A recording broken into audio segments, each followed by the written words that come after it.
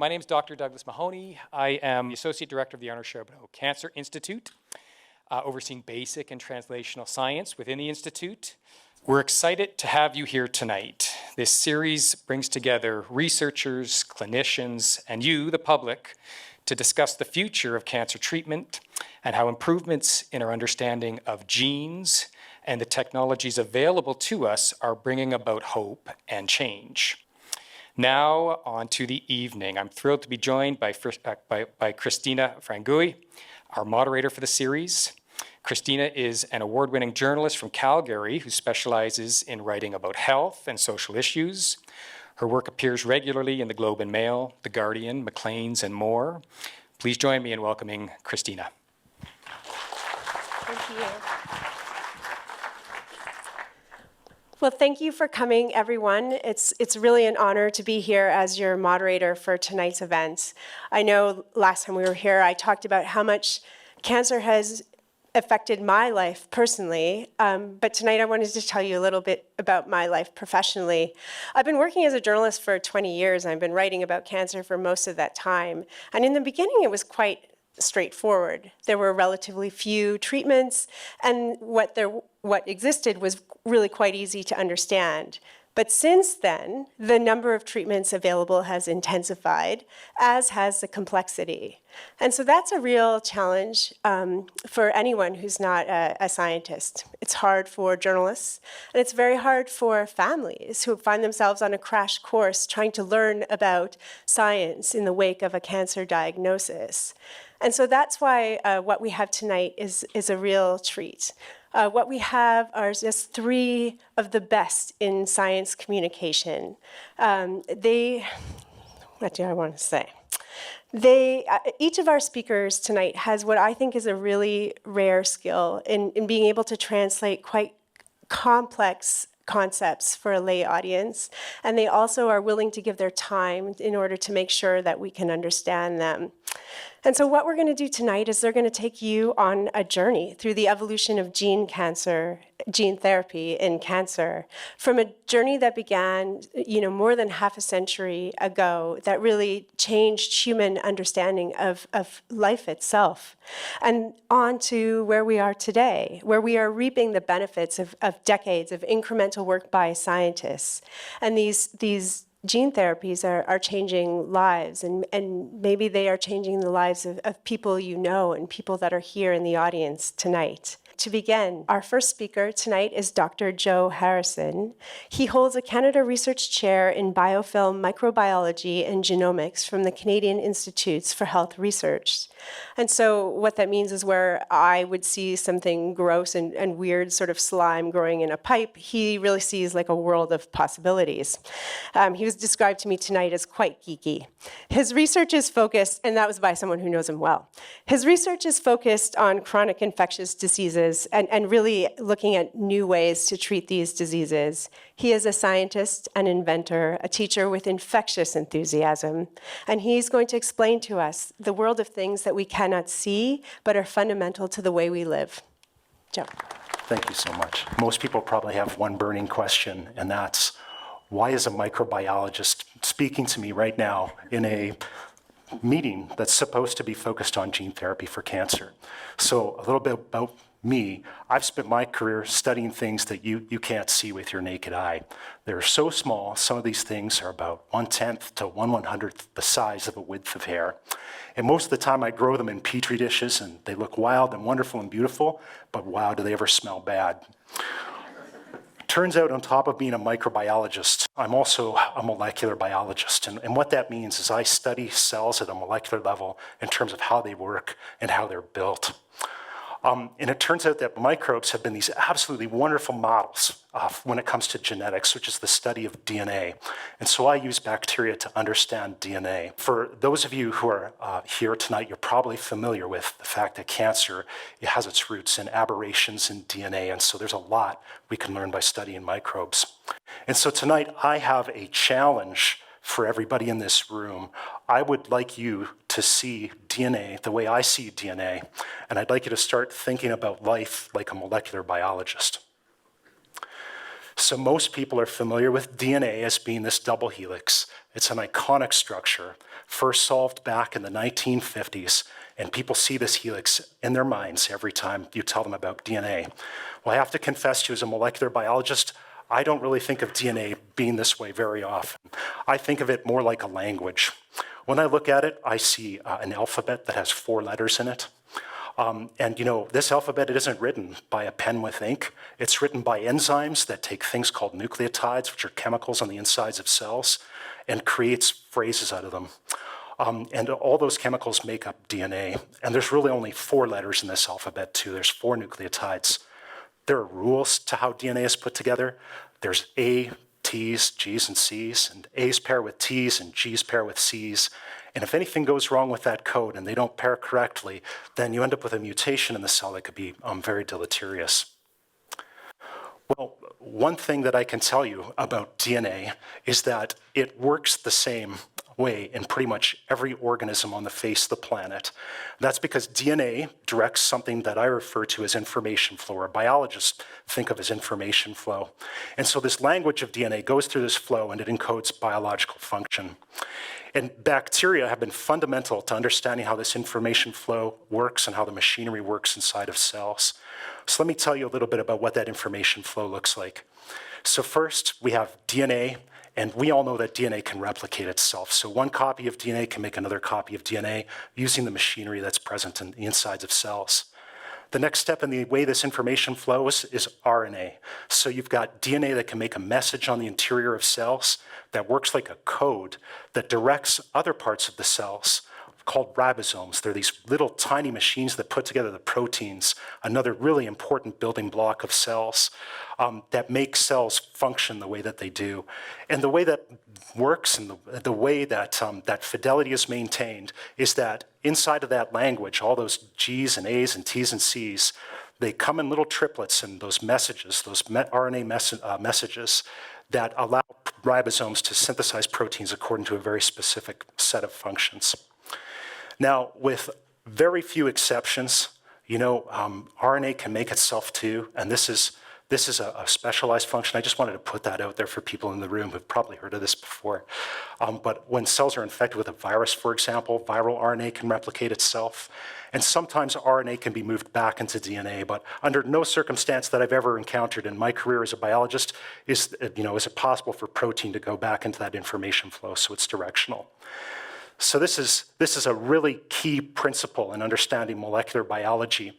And so with very few exceptions, this amazing genetic code is the same in all viruses and all living organisms on Earth, whether it's bacteria, humans, or jellyfish. Now, one of the reasons I was asked to speak here tonight has to do with a technology called recombinant DNA technology. So I wanted to tell you about what recombinant DNA is. Putting together 2 pieces of DNA in such a way as they make one molecule is the process is called making a recombinant DNA molecule. So the origins of this DNA could be from any 2 different things. For example, you could take it from a goat and a fish, or a bacterial cell and a human, for example. And it turns out that my lab is really good at putting recombinant DNA molecules together. It's something that we've done an awful lot. And so I wanted to tell you what that looks like as a molecular biologist, because you're going to be hearing a lot about what this is like from the other people that are on stage later tonight. So nearly all of the DNA technologies that we have today originate from basic research about the biology and genetics of bacteria. And so there's really a unified way, or there's many ways you can put these molecules together, but they all share some commonalities. So if I just walk you through this, you would start with 2 DNA molecules from 2 different sources, and we can use enzymes that are able to cut the DNA in specific spots, making these compatible ends, where then we can take the molecules and have them thread together by other enzymes that basically work like needles and threads to stitch up the gaps in the DNA. And then once you've done that, you've got this molecule that you have in vitro, just in a test tube floating around, that you've put together from enzymes.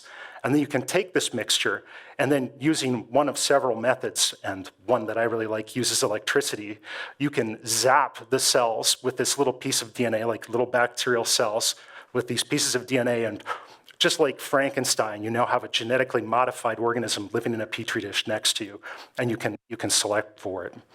And over the decades, our ability to manipulate DNA has become truly, truly remarkable. There's so many ways that you can put a DNA molecule together, and you can even synthesize DNA from chemical compounds now. You don't even need to clone from organisms. Now, there's a big story to go with this. The very first time that anyone ever put together a recombinant DNA molecule, there was a lot of trepidation about what technology might be. So one thing to consider is that the very first time this was done, the researchers did it without knowing what the functions were on the DNA that they put together, that they fused together. And it turned out one of the things that they used as a source of the DNA was a tumor virus. And this tumor virus is something that, in a particular model animal that they were working with could cause some pretty horrible cancers. And when the scientists took this molecule, they recombined it with DNA from a bacterium, and they ended up giving it a gain of function, meaning that the virus now had more functions than it had originally. And so scientists at the time, not religious leaders, not politicians, called for a moratorium on using this technology until they could better understand how it would be safely deployed and used in labs. This led to something in 1975 called the Asilomar Conference, named only for the hotel where it was held. The name Asilomar is just the name of a venue. And at this venue, scientists came up with lists of guidelines and ethics that they could use in order to handle and manipulate DNA safely so that it wouldn't escape labs and so that we could learn about the fundamental machinery inside of cells powering biology without the fear of doing something that would be truly horrible as a result of doing this. And so 50 years ago, that moratorium was lifted, and it really gave rise to an incredible suite of knowledge that followed. And one of the revelations, and I'm just going to pick on this example many times tonight, is that you don't always need to use really dangerous pieces of DNA to understand how life works. You can model how all life works by using things that are somewhat innocuous. And so one of the things that scientists realized is you could stitch DNA together in a way where you could use things like jellyfish genes and stick them together with, say, other pieces of DNA that came from a pathogen you were interested in, and because of that, you could study their function. And so what's been amazing about this, and amazing about all the technologies that have come from this, has been this revelation following the lifting of this moratorium on these technologies, that DNA is really a code. And so what I want to say is that, you can look at this long text of DNA, this stretch of DNA, and to you it looks like gobbledygook. To me, it looks like a language. I see a paragraph that has function to it and words that I can make out. And so the marvel about this, if you know what the DNA code is and how it works, you can realize that DNA, just like a computer code, can be debugged if it has a mutation in it, or it can be hacked and reprogrammed for any purpose. And so for me, it's something like this. I see in this code a gene that encodes a protein, say from a jellyfish. I see how it starts and how it stops and how that's programmed and how the cell works. I see part of this sequence that really works like a switch that turns this gene on during all circumstances. And I also see a little code in here that tells the cell to make protein from it too. And it just so happens, because I love to engineer things in the lab, I can see additional mutations that might increase the stability of the protein, making it incredibly bright. And so you might think that this is a little esoteric, but you can do amazing things like this. So you can create designer cells from things like this. And knowing how DNA works has given rise to a field that we now term synthetic biology. And synthetic biology has enabled all of the technologies that are needed for gene therapies. Labs like mine contain these cryogenic archives of DNA molecules. So they're things that we store in suspended animation. And the reason why we do that is we can go to these repositories and pick out parts in a way that allows us to design circuits engineer things with precision and safety to interrogate how living systems work. And I have an example from my own lab here. And you might think, wow, this is a little bit of an unusual thing to show, but we can wire bacteria to understand, tell us what temperature they're in, if it's whether or not it's hot outside, so bacteria can feel heat. And so molecular biologists like me almost think about these little parts as modular building blocks, almost like Lego that you can take and put together. And so the reason why something like that is important is because when you engineer a cell like this, it can report on what that cell is doing. In this case, taking a piece of DNA from a pathogen and using it to drive a reporter that lets you see it turn on genes that could be important for understanding how virulence works. In fact, this organism can feel the temperature of mammalian body, and it probably locates itself in the body just by knowing that the temperature has increased. Now, why this is all so important is that all of this basic research has really resulted in this amazing set of tools. And no one could have anticipated the rapid growth in biotechnology that research in bacterial genetics has really propelled. Some of those things include gene therapies like CRISPR-Cas9 gene editing. All of these enzymes have come from bacteria and their viruses. Things like the capacity to build viruses that we use to make CAR T cells, engineered immune cells that can wipe out cancer. You can program yeast to become microbial supply chains to produce anti-cancer drugs at fractions of a cost that it might need to make them, if you're to do this synthetically in a lab. And probably most importantly, one of the innovations that has come about is as we've learned to make things smaller and smaller, we can make sequencers that at one time took up the size of warehouses to sequence human genomes and DNA, and they're so miniaturized and so small now I can fit it in my pocket in the front of my pants. And as you can imagine, making precise medicines, things that work for people individually, is driven by the ability to try to identify where mutations in their chromosomes might have occurred that leads to those aberrations that lead to cancer. And all of this is a result of everything we've done with microbiology. What I wanted to leave you with is just a thought. So the gene therapies that you will hear about tonight really only exist because basic science has taken a once futuristic idea and turned it into a real-world treatment. And for this, nature has been our teacher. And most cancer-targeting gene therapies have emerged since 2017. There are gene therapies on the market now that are approved by the FDA. However, there is a 60-year history of molecular genetics and microbiology that's really powering how all of this technology works. And so some of the biggest ideas up on our planet have really come from scientists studying the smallest living organisms on it. And it makes me wonder, what other tools and technologies does nature have in store for us that we might be able to find and identify by studying microbes? And for me, this type of curiosity-driven science is truly beautiful. Thank you.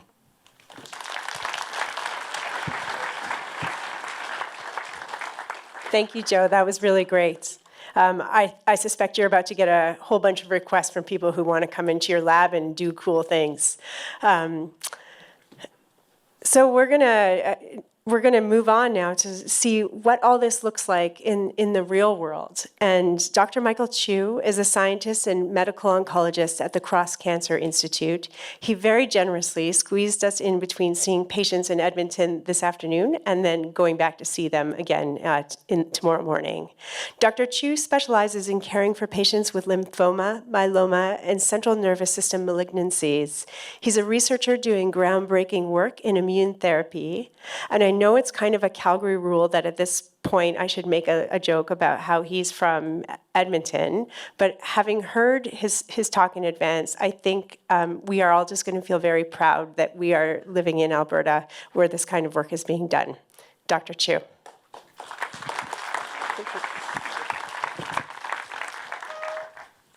In fairness, I was going to say that after hearing Joe's talk, I kind of want to come down and work in Joe's lab now too. So thank you, of course, for the invitation to speak today. If you have a look around this room, about 1/3 of the women and about half the men will develop a cancer in their lifetimes. The interesting thing is that one size does not fit all. So why do people develop cancers in the first place? Well, one of the biggest things and one of the most obvious steps, of course, is that a normal cell has to mutate and turn to a cancer in the first place. But the one time that turns into disease is not the only time that the body will actually develop a mutation that can turn into a cancer. So that really begs the question, why isn't cancer more common? And that's because the immune system has become really adept at recognizing these mutations and getting rid of them before they turn into a cancer. So in other words, for a cancer to develop, the immune system has to fail in some form. Now, the way that the immune system fails, to be fair to it, is not the same for every cancer. Some cancers have figured out a way how to hide from from the immune system. Other cancers have figured out a way to turn the defenses off. So what I'm going to talk to you about today is how immune therapy and gene manipulation technology has disrupted our way of thinking of how to utilize the immune therapy, but also has become a major disruptor to the healthcare system. The three major ways that we go after cancer therapy right now is really three basic principles. First, let's cut it out, surgery. Let's poison it, chemotherapy. Let's burn it, radiation. It wasn't until roughly 15 years ago that we figured out a way to actually get the immune system back in on the therapy.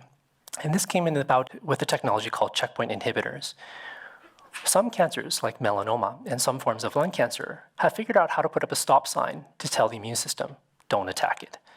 Checkpoint inhibitor therapy is a way to put a bag on top of that stop sign so that the immune system can actually do its job. And this is marketed as a method of taking the brakes off the immune system. It was a huge game changer. In patients with metastatic melanoma, they normally, prior to this therapy, would be looking at a really dismal outcome. More than 90% of these patients would be dead within a year after that diagnosis. With checkpoint inhibitor therapy, we're now looking at curing half of these patients with metastatic melanoma, with an example that you see here. That's huge. The problem, of course, like I just said, is that one size does not fit all. And so the reality, of course, is that this doesn't work for all cancers. What about cancers like leukemia and lymphoma that have figured out a way to hide from the immune system in the first place? Well, researchers came up with the idea, well, what if we could give the immune cells a way of recognizing the cancer, essentially give it a new barcode reader so that the hiding cancer cells can't hide any longer. The difficulty with this, of course, is that would require giving them some type of gene manipulation. Now, this is where the idea came from that if we could take immune cells and essentially give them the blueprint to do this, that we could then utilize gene manipulation so that the cancers can no longer hide. And so the way that came about is that we realized that the T cells seem to be the most functional at killing cancer. So a bunch of researchers came up with the idea of taking decades of prior research and combining them together into a therapy. That requires understanding a lot of what you just heard in terms of human DNA, gene manipulation through something called viral vector technology, and then, of course, understanding of actually how to turn T cells on in the first place. And that gave rise to something called CAR T cell technology. CAR T cell technology is essentially an acronym for chimeric antigen receptor, chimeric being a hybrid of parts, antigen being the barcode that it recognizes, and then the receptor, which is the actual barcode reader that turns the T cell on. And in doing so, what it will do is not only just recognize a cancer that was able to hide from the T cell, but also multiply and recruit the original immune system to then go in and actually kill the malignancy. The very first study of CAR T cell technology was in 2011, going after cancerous B cells in a disease called chronic lymphocytic leukemia, or CLL for short. While it was a proof of concept, unfortunately, it was a clunky design. Making those CAR T cells was slow, and it was expensive, and it only partially worked. What I mean by that is that it led to shrinkage of the cancer, but unfortunately didn't lead to any long-term remissions or cures out of those patients. So back to the drawing board. And this is where it came up, where the researchers came up with the idea that in order to more effectively activate T cells, we have to go back to our understanding of T cell activation and realize that what we needed to do is just provide more on signals for the T cell to more properly activate and to last longer. And this gave rise to the second generation of CAR T cells, which is the big game changer that people are hearing about today. The second generation of CAR T cells is something that has been a breakthrough for patients with acute lymphoblastic leukemia, or ALL for short, and those with multiple relapsed aggressive non-Hodgkin's lymphoma, such as diffuse large B-cell lymphoma.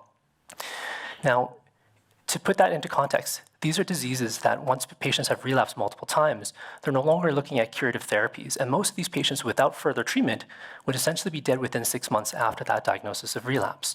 So with CAR T-cell technology, we're now able to not only lead to positive shrinkage in more than 80% of these people, but we're actually finding that long-term remission is capable in about half of these folks, which means that we're actually able to cure half of these patients that would normally be dead within 6 months after the diagnosis.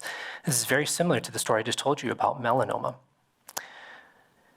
Now, unfortunately, this treatment is disruptive because for a few reasons. Number one, of course, is that it's not perfect for everyone. As you just heard me say, only half of patients are actually getting a cure out of this therapy. What we're understanding is that there are candidates that are good and bad for this treatment.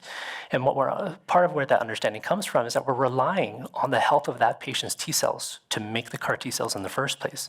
So unfortunately, people that don't have healthy T cells for a variety of reasons, some of which is because of the chemotherapy they got exposed to, unfortunately, don't make good CAR T-cell candidates afterwards.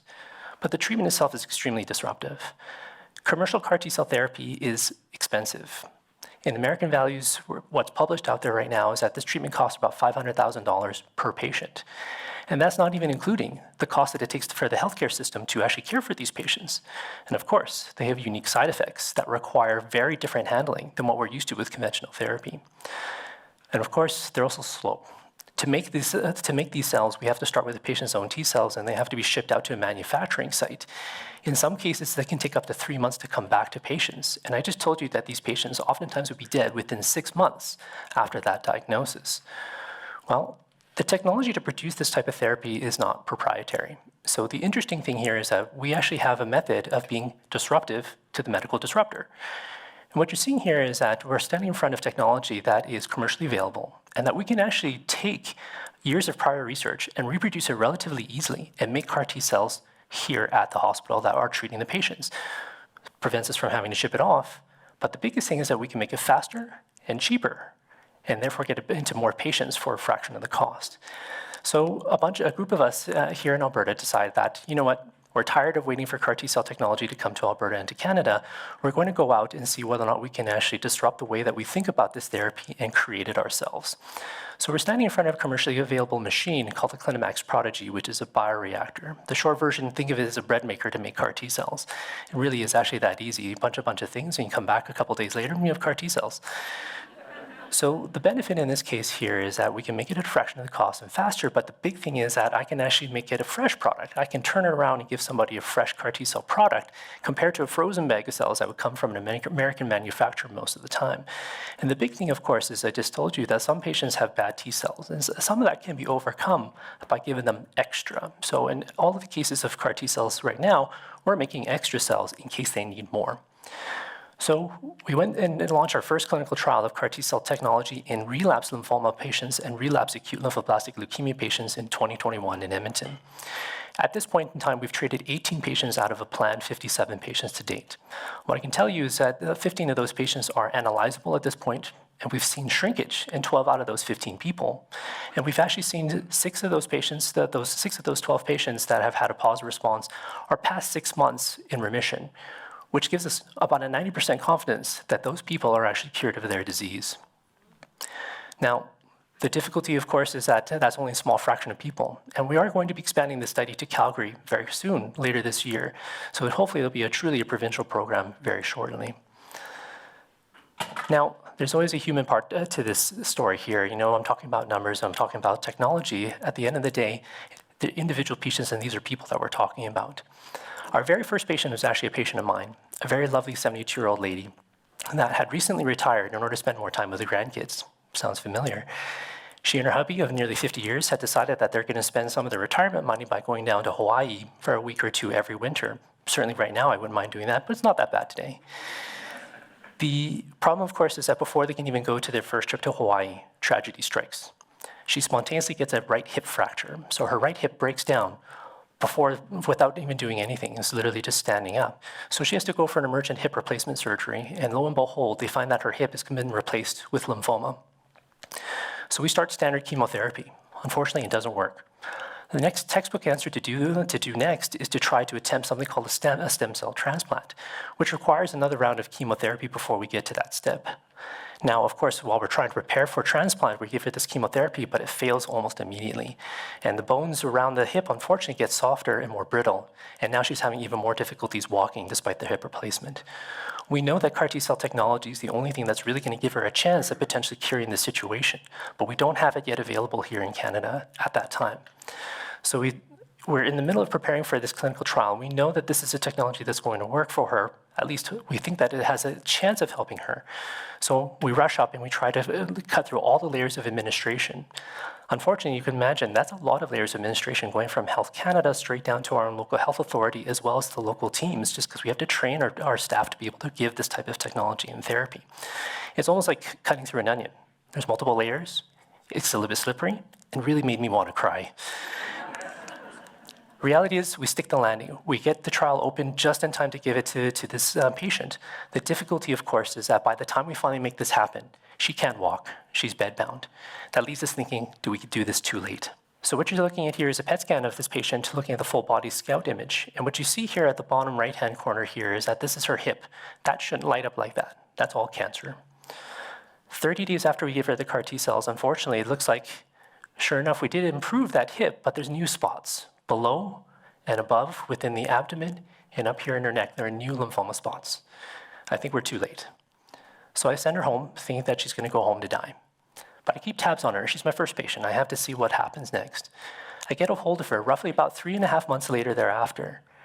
I catch up to her by telephone. And she says, oh, yeah, it's a good thing you caught me right now. The hubby and I just came back from a run to the burger joint. And it caught me for a second. Did you just say you ran to the burger joint? What happened to this hip? Lo and behold, we can bring her back in and repeat the scan. Oh, sorry, this is just the pictures in terms of the reaction. 6 months after giving her CAR T-cell therapy, what you're noticing here is that all those spots here in her neck and all those spots in the hip are completely gone. What you're seeing here is just normal activation. Her cancer is gone 6 months after the CAR T-cell therapy was given. Therein lies the beauty of this technology. Each product is different, and each product is unique. This is a living therapy. And it turns out that the uniqueness of this lady's CAR T cells is that they took a little bit longer to do their job, but we're still able to continue to expand and able to still complete the job. She's now 2 years out from CAR T cell treatment at this point. So there's the interesting and the opportunity that we have right now with gene manipulation technology and cellular therapy. CAR T cells are just the beginning. What we can see moving forward is that the technology will continue to evolve with the way the gene manipulation technologies continue to evolve with it. We're going to be able to figure out how to make CAR T cells cheaper, faster, and more importantly, better. What we're moving towards next is making cellular therapy an off-the-shelf type of treatment, so that rather than having to manufacture right at the moment we need it, we can literally pull it off the shelf and give it to a patient as soon as we see them. But of course, the technology is not quite there at this point. What you see here is a loose pipeline in terms of where we see cellular therapy and gene manipulation technology going. And I know you have to tilt your head to be able to see this, but what you can see is there's multiple projects across all things. Cellular and gene therapy is going well beyond oncology, and this is going to change the way we think of medical therapy as a whole. As you heard from other talks, there's the action group here in Calgary, but what we're doing is trying to align on a provincial level to be able to more effectively explore these options and hopefully offer these treatments to patients sooner than having to rely on outside folks to be able to tell us how and when to be able to use this technology. So my hope is that with this provincial initiative, what we'll likely be able to do is help one of you in your future fight with cancer. Thank you. That was really a treat to listen to that. Thank you. I know that sounded like that's really at the very tip of progress when it comes to gene therapy, and yet it's not. We've actually already entered into the next chapter in the revolution in gene therapies, and our next speaker is at the forefront of these efforts. Dr. Pierre Billon received his PhD in cellular and molecular biology from Laval University and completed his postdoctoral research at Columbia. In 2020, in the midst of a pandemic, we managed to convince him to come to Calgary, where he established the Genome Stability and Editing Laboratory at the Robson DNA Science Center within the Arnie Charbonneau Cancer Institute. Pierre.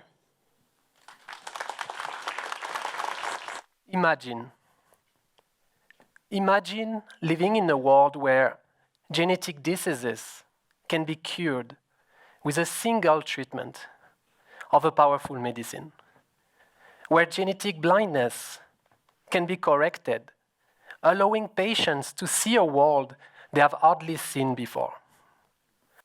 A world where organ shortages are no longer an issue, but in which xenotransplantations of organs becomes routine procedure, saving countless lives. Imagine living in a world where we can engineer plants to protect the environment from rapid climate change. A world where we can reprogram the intracellular signaling networks of our own immune system to better fight infectious diseases and relegate cancer to a chronic disease.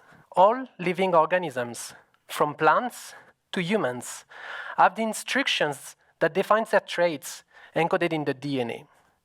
Our genome contains 2 copies of 3 billion base pairs, each with small variations that makes us all unique and creates this beautiful and vibrant diversity. But a single DNA letter change among these 3 billion base pairs of DNA in the wrong gene can have severe consequences and even be inherited by our children, leading to debilitating or deadly diseases like sickle cell disease that can create profound suffering for the patients and their families. Mutations can also occur during a person's lifetimes and contribute to the development of cancer. But thanks to the efforts of researchers, we are now able to study the genome and decode its functions, unlocking the secrets that cause human diseases and cracking the cancer code. Scientists find inspiration and creativity in the beauty of the life around us. We observe, get curious, and generate hypotheses to push the boundaries of the unknown.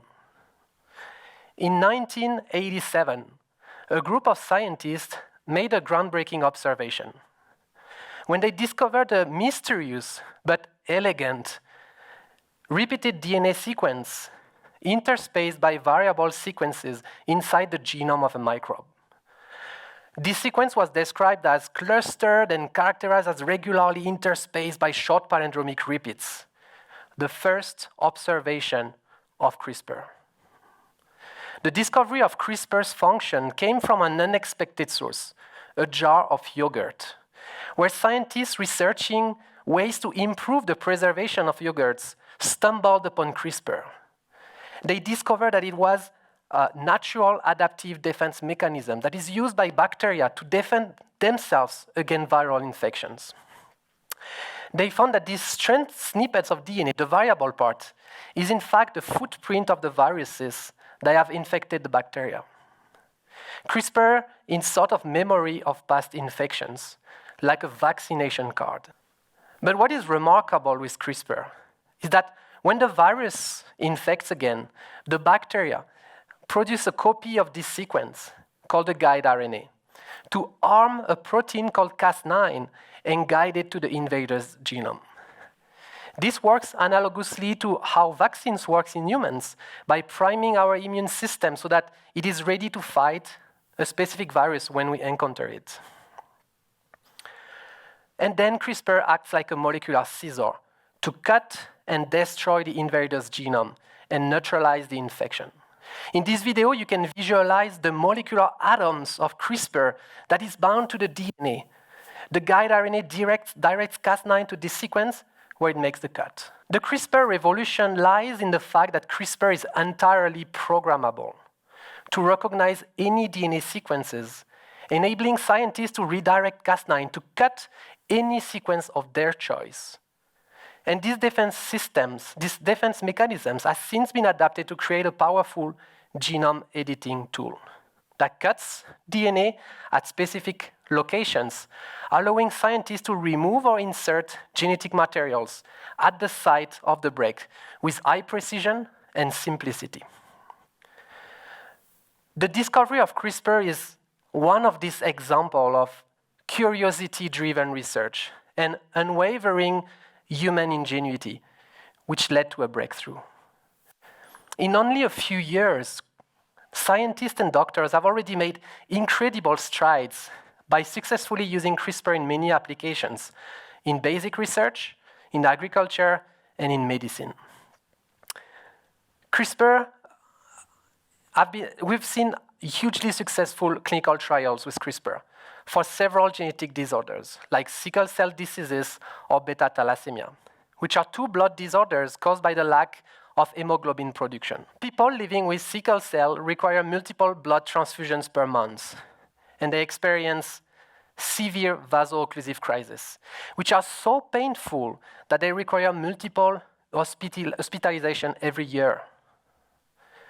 2 patients have had their blood cells edited with CRISPR to restore the expression of fetal hemoglobin.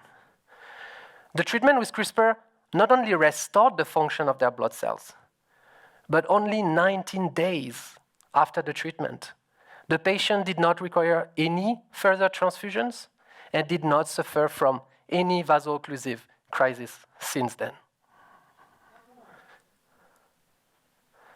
We all have moments in our career that stay with us forever. Mine was the day I read this scientific article that describes how these life-changing results for those 2 patients. That was truly heartwarming to see the life of patients transform so dramatically. From facing daily changes, struggles with painful crises, and a life expectancy at only 45 years, to a normal life with a single treatment. One of these patients publicly spoke about her experience. Her name is Victoria Gray. She says, "This is really a life changer for me. It's magnificent." The other patient, Jimmy O'Laguer, said, "The genome editing treatment changed his life. It's like being born again." This moment reminds us the meaningful impact of our work and bring us the inspiration to keep pushing the field forward. But CRISPR is only the first iteration in the genome editing revolution. One incredible problem of CRISPR is that by breaking the double helix of the DNA, it can induce unintended changes. And in fact, the mechanism that we use to fix mutations with CRISPR does not work in the majority of the cells in our body, which limits the use of CRISPR to only certain specific cases, like sickle cell disease. So because most genetic diseases are caused by a single base pair change in the genome, we then desperately needed a genome editing tool capable of precisely changing a single letter in our genome of 3 billion base pairs.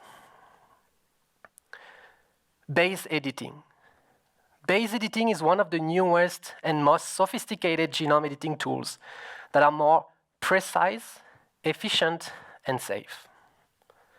Base editing uses the same programmable guiding system of CRISPR, but instead of cutting the DNA, it utilizes a particular enzyme to precisely alter the chemical nature of a DNA letter. Base editing directly changes one base into another base, fixing only the mutation that is the letter that is causing the problem. Base editing is referred to as a molecular pencil, as it can erase the wrong base and rewrite it into a normal base. There are 3 types of base editing machines that have been developed. Those capable of converting A into Gs, C into T, or C to G. But the most exciting about base editing is that these exact letter changes are the most common in genetic disorders and human cancers, making base editing an extremely promising tool for reversing the mutations causing human diseases. For these reasons, base editing has far-reaching potential in all aspects of biology and medicine. A few years ago, me and my colleagues have demonstrated that base editing is so precise that in addition to correcting mutations, base editing can also inactivate genes if it is programmed to modify the key letter of a gene. Last month, a team in the UK successfully employed this approach to inactivate genes in the immune system of Alicia, a 13-year-old cancer patient. Her cancer was so aggressive that chemotherapies and bone marrow transplants were unsuccessful. But this courageous patient had multiple genes of her own immune system inactivated so that our immune system could effectively fight against our cancer again. And the reinjection of these modified cells in our body resulted in the elimination of the previously incurable cancer within just 6 months. But although base editing is a remarkable breakthrough in genome editing revolution, it can only change one base into another one. So this means that a large number of pathogenic genetic mutations, like those causing neurodegenerative disorders, cannot be corrected with base editing. A newer technology called prime editing has been developed to tackle this problem. Let me be clear. Prime editing has a huge potential because it can introduce all possible changes with unparalleled precision. If CRISPR is a molecular scissor that cuts the DNA, and base editing is a molecular pencil that rewrites a base into another base, then prime editing is a computer capable of searching in the genome and replacing any sequence with any desired DNA sequence. Prime editing allows scientists to make a wide range of genetic changes, including those that are difficult or impossible to achieve with base editing, like the mutations involved in neurodegenerative disorders. So although prime editing is too early in its development to have already progressed towards clinical trials, preliminary data in animal models of human diseases have been highly successful in correcting several genetic diseases like tyrosinemia, phenylketonuria, and congenital blindness. So we are hopeful that given the high versatility of prime editing, the number of successful preclinical studies will continue to increase, and hopefully that they will be translated into clinical trials in the coming months and years. The constant improvement of new technology has always been the driving force behind progress in our society. The invention of telephones or computers has allowed people to communicate effectively over long distances. And today, computers have evolved into various forms like laptops, smartphones, even watches, all connected to the internet and powered by artificial intelligence. These next generation genome editing technologies will follow the same innovation trajectory. And this tool will just become more and more sophisticated, efficient, and safer to use in humans. One exciting example of this is the recent combination of prime editing with enzymes capable of precisely inserting large segments of DNA at precise locations in the genome, like gene therapy, but in a much safe manner. We are talking about gene therapy of the future. So this expands the potential of what is currently possible to do with genome editing, particularly for the complex engineering of CAR T cells for cancer immunotherapy, whereby by editing multiple genes of immune cells, we can now improve their fitness, their ability to divide, and also to arm them safely to target and eliminate cancer, like it was done for Alicia, but with an even greater precision. We live an unprecedented moment in our common history, a moment where our species has developed the tools to modify its genetic code. Last year marked the 10-year anniversary of discovering how a mysterious DNA sequence encoding a bacterial immune system can be programmed and harnessed to develop a series of transforming new technologies. Together, we must embrace its large potential to improve human health. But we must also consider the ethical and societal implications that this powerful life-saving medicine impose to our society. While we must continue to embrace and apply these technologies to help patients with severe diseases, we also have an obligation to use them responsibly and to engage everyone in the discussion, whether you are a scientist, a patient, a regulator, or simply curious about it, because after all, curiosity is by what everything started. Thank you. That was so good to the three of you. Thank you so much. Even though I had a chance, I don't know if you could all hear from the stage the way that people would sort of just awe. You could hear audible comment of awe, sort of as they heard that the changes you were making in the world, and that's pretty amazing. I want to start with my questions where Pierre left off. And I guess this is a question for all three of you. But Joe, you talked about in 1975, there was this moratorium put on a lot of work done here because of ethical concerns. And I know we're still grappling with ethical questions. And for all three of you, what are the questions that sort of need to be, the ethical questions that need to be asked as we move forward into these next stages? I can start.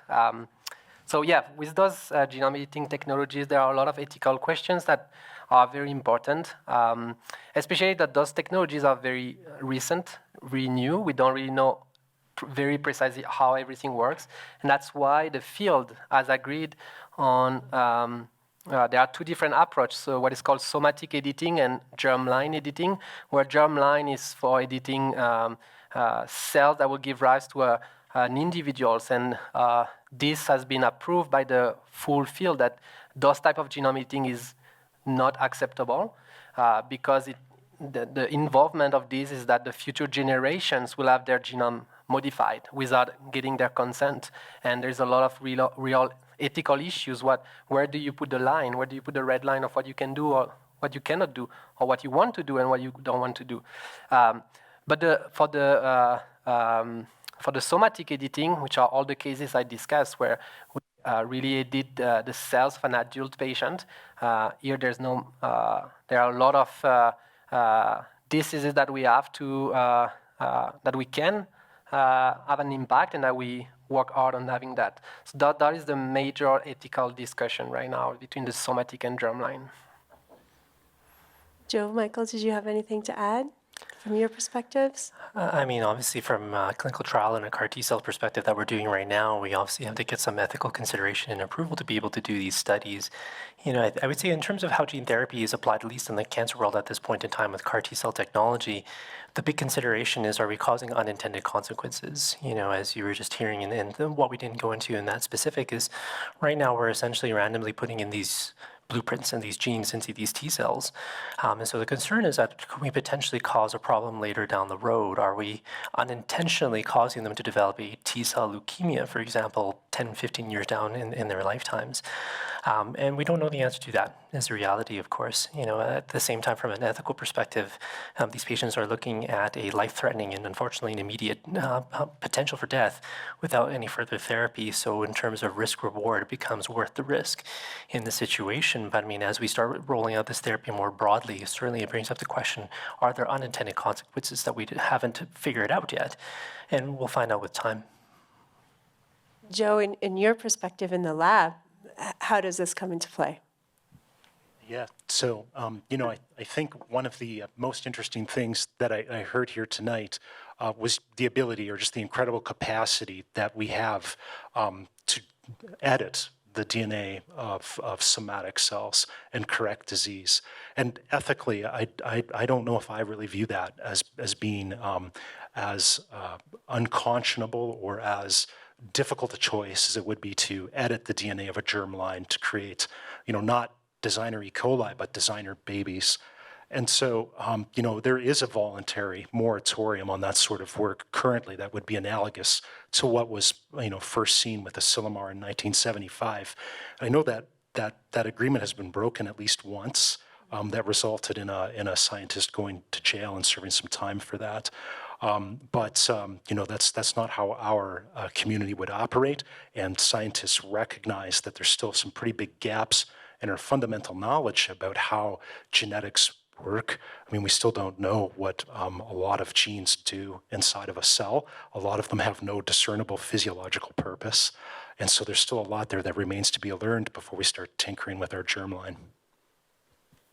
And I think the other really big question that I absolutely must ask you before we even think about opening this up is it's actually for you, Michael, and it's how do we're having, so there was a story today in the New York Times that the headline was, it's a medical miracle, who can afford it? And it's these costs of these gene therapies you were talking about, and that this is a real paradigm change in how we treat diseases, but it's very expensive. And how can a health system make these accessible? And so for us here in Canada, what do we need to do to be able to make these therapies available to people? You know, it's a very complex question that I don't think, you know, just like I was commenting earlier, not one size fits all. So unfortunately, I think that the answer to that question is that one size is not going to fit all for everything. You know, the story that I just told about this particular patient, we actually did look at going out of country to be able to get CAR T-cell therapy. And we were quoted that actually they would require $1 million American to be able to provide the therapy for someone out of country, so essentially paying out of pocket. And much like it is to pay for a house, you'd have to put a down payment down, and they were asking for $500,000 as a down payment. And in fairness to a for-profit healthcare system, this is actually a major problem for them as well. You know, certainly not everyone can afford that. Medicare, Medicaid is buckling under this pressure in the American system to be able to cover this therapy. But I think where the solution lies is probably a mix of everything, or a hybrid approach. You know, what I kind of loosely described as two different methods by which we can provide this therapy through centralized, where a pharmaceutical manufacturer creates the CAR T cells and ships it to wherever the patients are, which is the expensive version, and something called decentralized production, where people that have the equipment and the know-how to be able to make this can actually produce their cell therapies on site. So in comparison, that the cell therapy that I'm able to provide on trial is, again, for not giving away too many trade secrets here, less than a quarter of the price of what's actually being marketed for commercial. And so the reality, of course, is that for one patient that I treat, I can treat between 5 and 10 other patients that for the one cost of a commercial product. And I think that the industry and the overall field recognizes that we have to change this. Out of the $500,000 therapy, to be fair with how it's manufactured right now, about half to 3/4 of that actually is actual operational cost for that pharmaceutical. So it's actually quite expensive the way that we're manufacturing cell therapy at this point in time. So I think it's going to come to a merging of technology. And I think the next evolution and leap, though, where it becomes an off-the-shelf therapy will help to alleviate that problem. But we're not there yet. So how do we fix this problem in the next 10 years? It's probably a blend of people making their own cell therapies and also buying it. The Spanish have done this. So Spain as a whole actually don't buy a lot of commercial CAR T products. They're doing a lot of what we're doing on clinical trial and making their own CAR T cells for their patients. Yeah, and for genome editing, we have also the same problem. We can do all those great technologies and proof of concept, but at the end, the price, the cost of those medicines are also on $1 million. But we see some very, very great advances that will put the price down quite substantially. And one of them for genome editing is that one of the highest costs of those technologies is to produce viral vectors that is used for engineering the cells. And with the genome editing tools now, we can use proteins directly produced in a lab to make those edits. So getting outside of those viral vectors decreases the price quite substantially. And also I want to mention the IGI in UC Berkeley. They have, that's from Jennifer Doudna, the person who discovered CRISPR-Cas9. They are very, very into these questions. And for example, Fyodor Urnov, a giant in the CRISPR field, is dedicated to make those genome editing tools cheap, available for anyone who need it. And they are doing extraordinary work on those directions. And for example, T-cell engineering that we've used with the CAR T, which is amazing, and the work from Dr. Mahoney and the action program is incredible here. And what we see now is the possibility to do some allogenic editing, which means that one production of T cells will serve for multiple patients, decreasing a lot the costs. And also, what people are trying to do now is directly editing the T cells in the body of the person, which means a decreased cost on hospitalization and much, much easier to manufacture. This is the future, but that's what we are starting to discuss in academic journals, and that's the reason that where we are going, and that will substantially decrease the cost of those medicines. And I'm just going to ask one more question, and then we'll open it up to the audience. I do want to say that this is we want to have as many questions as possible and as many voices as possible in this. So if you could keep your questions, short, and please keep them general. This isn't. We'd rather not make this isn't the right forum to have people asking for personal medical advice. But we'll get to you. I'm just going to ask one more thing, and then we'll turn it over to you. The theme that runs through all your talks is the importance of curiosity and just asking questions. And I think that's the other part of the discussion about how we set up healthy health research systems. And so what changes would you like to see that can ensure that we have scientists in place to be able to ask these sort of questions and explore their curiosities? And that's for all of you, but There's so many things I could say about that. I guess one really key thing I would say in our system is support for students. If we're looking at factors that we could change to really help bolster future generations of researchers to ask and answer those questions that are most important for understanding gene therapy, putting public dollars into supporting education for students, even more so than the research, although the research could be bolstered as well.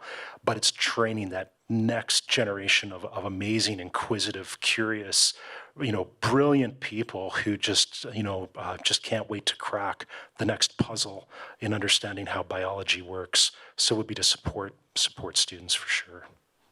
Your fellow panelists are nodding behind you, so I think I'm going to take that as a cue that we could just open this up to the audience and have people ask questions. So wave your arms frantically. People are at the back of the room with microphones.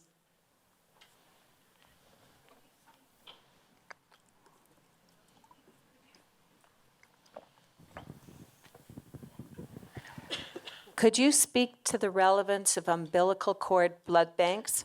Do they still remain relevant as this is a more recent innovation for a more current generation?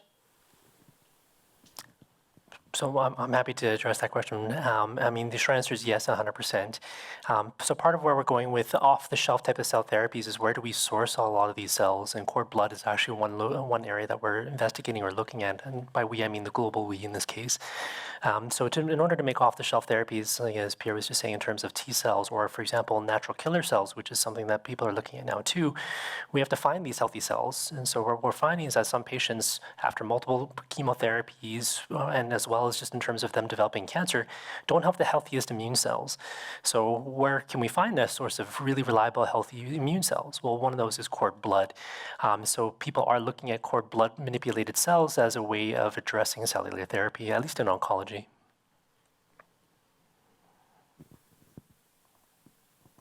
I was just wondering, with introducing a synthesized T cell, would the body not recognize it as a foreign body, and would it not react to it in the way that, like, with a blood transfusion, for example?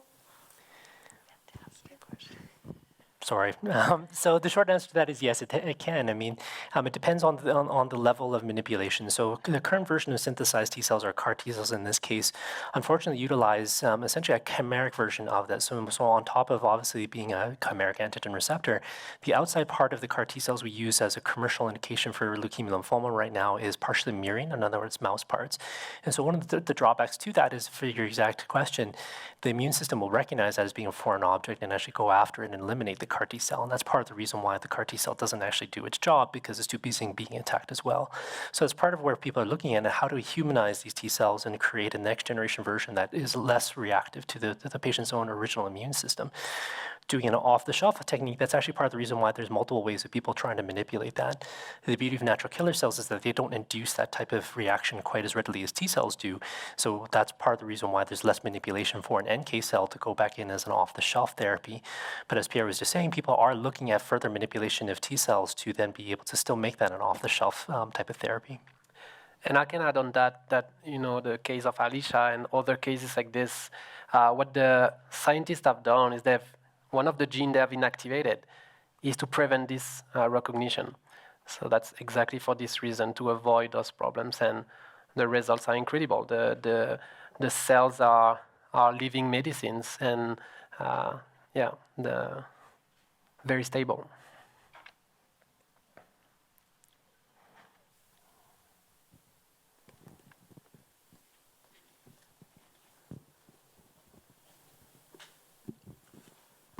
Thank you.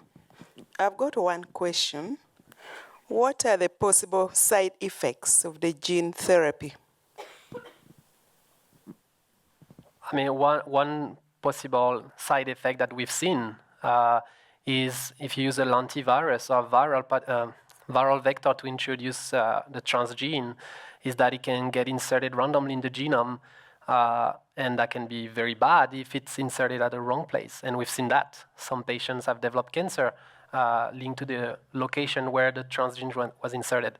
And that's why this, what I call gene therapy of the future, is so exciting, is because now we can precisely determine the location in the genome that we want this transgene to be inserted. And we know some locus, they are called safe harbor locus, for a reason, is because they are safe to manipulate. So we can introduce those transgene at these locations, decreasing the potential side effect on the random insertion of the DNA. And what is exciting with this prime editing associated with the integrases that I mentioned at the end of my talk is that it's not only efficient, but it can also introduce very, very, very long fragments of DNA, which is not really possible with current gene therapy because it's limited to the capacity of the viral vector. But now with those technology, we can really introduce pretty big segment of DNA. And now that allows the complete reprogramming of those T cells, because you can imagine now putting in new genes that will promote new functions for this immune system. So this is what's coming next. And fixing this issue of viral vector integration is it was a big issue, yeah.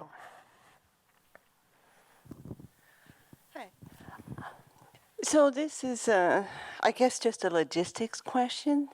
So with this types of therapy, obviously we need pretty high-level researchers. How about in terms of delivering it to the patient and monitoring their recovery? I guess it's not as obvious to me what that would entail in terms of personnel. So.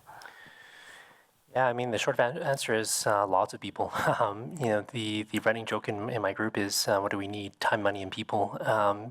So, the reality, of course, is that to monitor these people, you need to follow them long term just because of the gene manipulation. The actual standard and regulatory requirements to follow these people for 15 years after the treatment has been given. So how do you do that? Well, you need people to be in the position. But I mean, with how explosive this area of medicine is becoming, to kind of expand on that question, I mean, I think we need to be prepared to be able to not only be able to handle what we're doing now, but to look into the future. So we need people to be able to help with that translation process to go from bench all the way to actual providing that bedside therapy, monitoring for these people, and obviously managing their side effects. That goes all the way down from, clinicians to nurses to research coordinators to data management people to basic scientists to be able to make that happen, but also people to help to bridge that change to go from a basic science idea into a clinical trial. So it's quite a bit. And the short answer there is a lot of people. And in terms of delivery, how do you deliver those medicines? This is the question in the field. It's really the issue we have right now is how do you get those medicines to the lung to treat a cystic fibrosis or to the liver to treat tyrosinemia. And a lot of work right now is being done to tackle this question, the delivery question. And it's not trivial, but we have a lot of hope. And I will give you an example that is so exciting. One disease is called progeria. Children with progeria, they age very rapidly. They die at age 14. It's very rare disease. This disease is considered as the most difficult to treat. Why? Is because it's affecting almost all the tissues in the body. So even if you are able to fix the mutation in the liver, it's not going to affect much. And there is some preliminary preclinical work in animal models that are incredible. They use the base editing that I presented. It's injected in the eyes of the mouse. A mouse model has exactly the same mutation as progeria humans. And they extended. Can you hear me? They not only fixed the mutation in many organs and tissues, but they also restored the function of the protein that was incorrect, and they extended the life of the mouse to almost the same lifetime of normal mice. So this is so incredibly exciting, but that's absolutely the pressing question right now that we have in the field. How do we get those medicine in the tissue that we want? And I can give you another example, which is for muscular dystrophy, which affects the muscle, and patients they die of a heart attack because that's a muscle. And there are dogs that are they carry the exact same, naturally the same mutation as the humans. They are a great model for us to study how we can correct these mutations. And in 2017, there was this academic paper, this paper that was published where they injected those CRISPR-Cas9, the CRISPR-Cas9 system, and they were able to restore the function of the muscle, and you can see those videos with the dogs jumping everywhere, which is incredible. But almost every tissue has its own questions. So how do we get there? How do we get those delivered in those tissues? That's really the pressing question in the field. But what I see from the literature is incredibly promising. Thank you. This is spectacular. Thank you so much for the information. I do have a question. After somebody has had cancer, is there a program for mutation or editing to prevent it from recurring? Yeah, it's a really big question. I mean, the short answer is I think people are obviously looking into how to prevent this. I mean, when we tell patients, unfortunately, that the development of malignancies is a bit of a bad luck diagnosis, and in some ways it's just because we don't actually understand the entire mechanism by which all the different steps go about that. So to kind of build on the question there, I mean, what we tell patients oftentimes is that once you've developed one cancer, we do know that that individual is more statistically prone to developing a completely separate, unrelated cancer thereafter, some of which is related because of that immune dysregulation or some type of weird quirkiness to their immune system that isn't capable of necessarily recognizing all those mutations that give rise to the disease. Now, it's a large generalization. So to answer your question more to the point, the answer to that is not yet. But certainly people are looking at mechanisms by which we can actually monitor and map those types of things that occur. And certainly we are able to do that in large scales by following these patients long term. But to be able to monitor and actually know that mutation is going to eventually turn into another cancer, we're not quite there yet. And in terms of genome editing, there are discussions around those questions among scientists, because there are many diseases like neurodegenerative diseases that you might want to prevent. And in the future, it's not ready for sure, but in the future, those are discussions that we have between scientists. Is like, can we think about preventing those diseases that might happen in the future in adults, of course, not in germline, but yeah. So those are absolutely great questions, but it's not ready for now, for sure.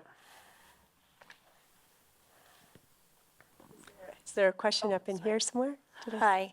You kind of just answered it a little bit, but further to what that lady just asked, I'm curious about, like, I have young children and they're on the immunization AHS plan, 18 months, 24 months type thing. And I know that obviously the HPV vaccine now exists and is part of the AHS immunization program. I'm curious about the discussions around furthering a vaccine like HPV in regards to the other developments of other cancers. And is that just like way too ahead of where we're at right now, because there's no way to know when someone's so young if they're going to develop a cancer later in their life? But I guess basically I'm asking, is it ludicrous to think that one day we might have immunizations available for children to prevent cancer development down the line more than HPV, what we have right now? I don't think it's crazy at all, and certainly that's actually a big area of research as to how to actually provide cancer immunizations and vaccines. The reality is that we actually do understand a number of different malignancies and how they develop. Some are, as you gave examples, HPV leads to several different cancers, and we know that in longer term now, having had vaccines of that nature, that we are seeing a reduction in some of those specific cancers. So, certainly it's an area of research, but to be able to know whether or not that will actually occur or not actually requires big longitudinal studies, to be able to follow these people for decades before we actually know that. But I mean, certainly that's the case for other malignancies that give rise to, or other viruses that give rise to malignancies. Certainly immunization against hepatitis, for example, has led to a decrease in certain types of cholangiocarcinoma and specific liver cancers. So I think it's interesting. It's certainly an area of research. It's not crazy at all, but we're not prime time yet for a lot of these cancer vaccines at this point in time. And truth be told, it's going to take us a long time before we know if they actually work or not. Is there a question here? Can you guys hear me? Okay. I'll just speak really, really loudly so you can hear me. Dr. Chu, in your presentation, you said that people with damaged T cells may not be good candidates for T cell therapies. Are there specific diseases that we know this therapy would be ineffective if an individual had it prior to having cancer? So I wouldn't say there's particular diseases, but I mean, having done this trial, or at least in the middle of having done this trial, we actually are able to identify certain people that we are confident are going to be good responders and who are going to be bad responders. But to say that with 100% confidence, no. I mean, I'll give a couple examples. I've had one individual that I thought that based off of the characteristics of their T cells, that they were not going to be able to make good CAR T cells, but I was proven wrong, and that patient is now also a year and a half out in remission. So clearly proved me wrong in that instance. But the flip side of it is that there are cases where I was confident that these T cells weren't going to work. And the example I'll give is someone that unfortunately in the height of the pandemic came down with COVID right at the time that we were about to take their T cells to make them into CAR T cells. And those T cells were extremely exhausted and they looked terrible. And unfortunately that came to be the case where, number one, they didn't make good CAR T cells. And then number two, when we gave them back to the patient, they didn't actually multiply in the patient and quickly died. And unfortunately that meant that the cancer, of course, unfortunately won that battle. So the answer to that is, as opposed to individual diseases, this is going to be coming down to each individual themselves as to who actually has good T cells and who doesn't. And so where I think with the current technology of CAR T cells the way it is today, that there's going to probably come to a pass where we're going to be able to identify that guy's going to be a good CAR T cell person, that person isn't. But the question will be then, for people that aren't good CAR T cell candidates, what do we do for them? And I think this is where off-the-shelf ideas come into play, or potentially other therapies. Something that I didn't touch on are other classes of therapies called bispecific T cell engagers, where we can reignite and reinvigorate T cells without having to do any manipulation at all. And I think we have time for two more questions. I don't think we actually do, but we're going to take two more questions. So I think there's one down here and one up there. Yeah, thank you. I know a lot of the applications that you've discussed today have been around diseases that have a very, clear genetic etiology, like sickle cell or cancer or Huntington's. But, I think a lot of, especially chronic diseases, are very multifactorial in nature with the genetic and environmental components. Do you ever see genetic technology getting to a point where it might be a mainstay component of diseases like obesity or diabetes or depression? Obesity might be a bit more difficult because it depends on the genetics, but there are definitely targets for those disorders and diseases, and type 1 diabetes is definitely a big target, yes.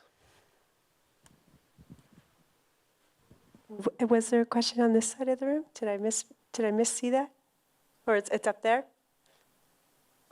You talked a little bit about safety of gene editing. I was just curious, like when you're starting to edit the genome of viruses and bacteria, isn't there a risk of creating a novel virus that could drive a new pandemic? Or is that not a real risk? I can definitely answer that one. So, there's all sorts of ways in which we safeguard from that type of mistake from happening. So when we try to interrogate how, something or a gene inside of a cell works, we try to limit what the mutation is that we're introducing can do. So in other words, we use loss of function mutations to try to interrogate gene function so they lose something that might make them virulent.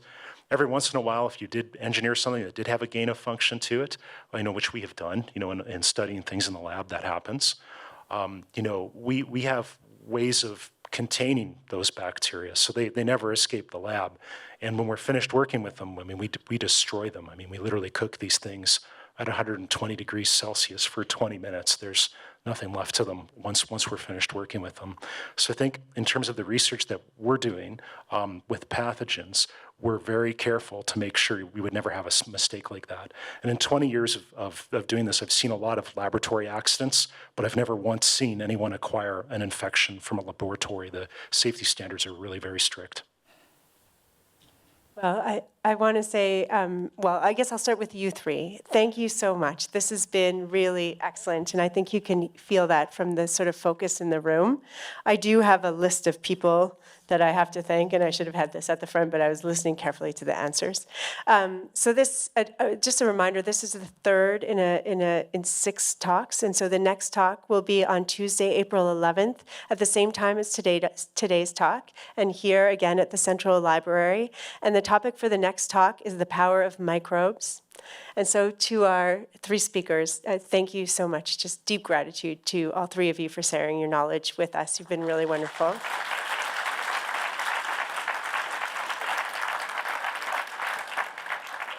We also wanted to thank Rahim Sajan for his help. He is a TEDx Calgary curator and teacher with the Discovering Choices High School, and he helped all of us get ourselves organized for today. So thank you very much. And a huge thank you, as always, to the Calgary Public Library for generously hosting us and embarking on this wonderful partnership with us, to the Charbonneau Trainee Association for putting up your displays in the mezzanine, and the Cummings School of Medicine for their support, to the many donors and supporters who have come into the audience here tonight, and mostly to the audience who comes out every single time and asks us such wonderful questions. It's really wonderful to have you here. So thank you.